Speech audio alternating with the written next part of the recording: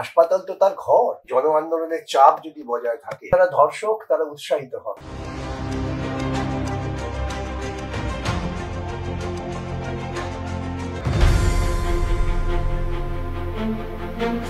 এই মামলায় জন আন্দোলনের চাপ যদি বজায় থাকে, সিবিআই বাধ্য হবেন সঠিক তদন্ত করে রিপোর্ট দাখিল করতে। আর জনগণের একটা বিরাট চাপ আছে। এই জনগণের চাপটাকে কিন্তু সিবিআই উপেক্ষা করতে পারবে না। আর এইরকম একটা হত্যাকাণ্ড নিয়ে আমার মনে হয় না যে ওরা খুব একটা ঘোট পাকাবার মতো সাহস দেখাবে। আবারও বলি, জন আন্দোলনের চাপটা থাকা উচিত।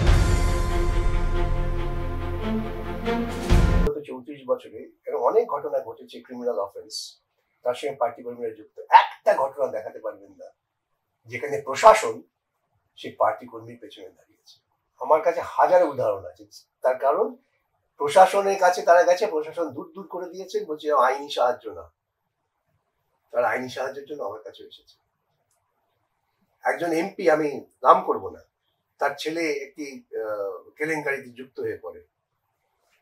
তিনি অ্যাপ্রোচ করেন বুদ্ধ ভট্টাচার্য, তুমি ঘর থেকে বেরিয়ে যাও,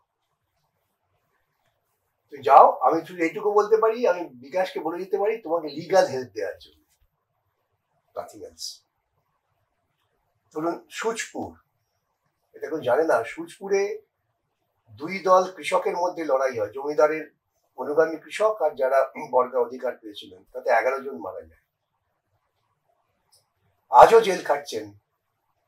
এবং বামফ্রন্ট আমলে ট্রায়াল হয়েছে, তখন বামফ্রন্ট রাজ্যের বেস্ট লয়ারকে দিয়েছেন প্রসিকিউট করার জন্য। সেই লোকগুলো কিন্তু আমার পার্টির নেতা, তারা আজও জেলে আছেন।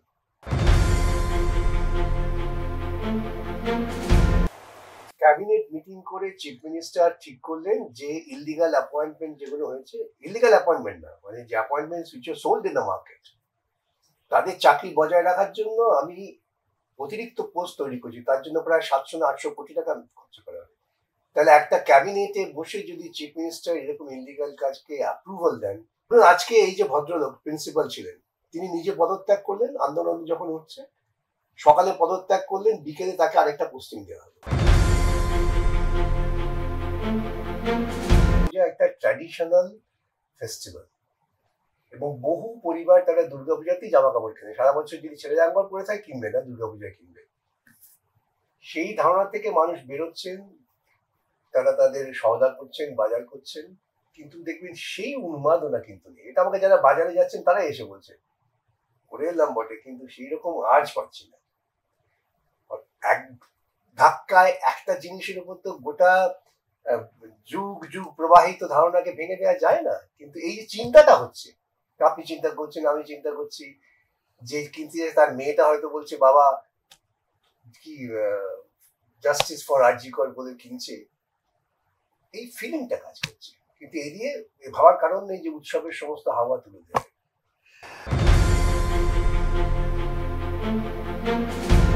তাহলে আবার বলছে হাসপাতালে একটি মেয়ে খুন হয়ে যাবে কেন?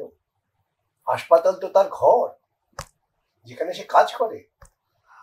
এটার সঙ্গে খেতে কোথায় কে একজন মহিলা খুন হলেন, সমস্ত ধর্ষণই নিন্দনীয়। আমি বলছি তুলনামূলক না, কিন্তু অনেকে যারা তুলনা দেওয়ার চেষ্টা করেন, তারা প্রকৃতপক্ষে ধর্ষণের অপরাধ থেকে আড়াল করার চেষ্টা করেন। তারপর দেখুন, একটি ধর্ষণ হলো, কাটোয়ার কোন এক মহিলার, চিফ মিনিস্টারকে জিজ্ঞাসা করা হলো, ও তো সিপিএম এর বাড়ির মেয়ে। সিপিএম এর বাড়ির মেয়ে ধর্ষণ হলে কিছু যায় আসে না। তারপর তিনি নিদান দিলেন যে ধর্ষণ যদি হয় ক্ষতিপূরণ দিয়ে দেওয়া হবে, এবং তিনি একটা রেড কার্ড করে দিলেন। 16 বছর হলে এত টাকা, 18 বছর এত টাকা, 20 বছর এত টাকা। এগুলো সব ঘটনা যা তথ্য প্রমাণ আপনারা সংবাদপত্র ঘাটলেই পেয়ে যাবেন। মানসিকতার প্রতিফলন, বুঝতে পেরেছেন? যে ধর্ষণটাকে যদি রাজ্যের প্রধান মুখ্য তিনি এত সরলীকরণ করেন, তাহলে যারা ধর্ষক তারা উৎসাহিত হন যে শেষ পর্যন্ত তো আমরা এই সরলীকরণের ছত্রছায়ায় আশ্রয় পাবো।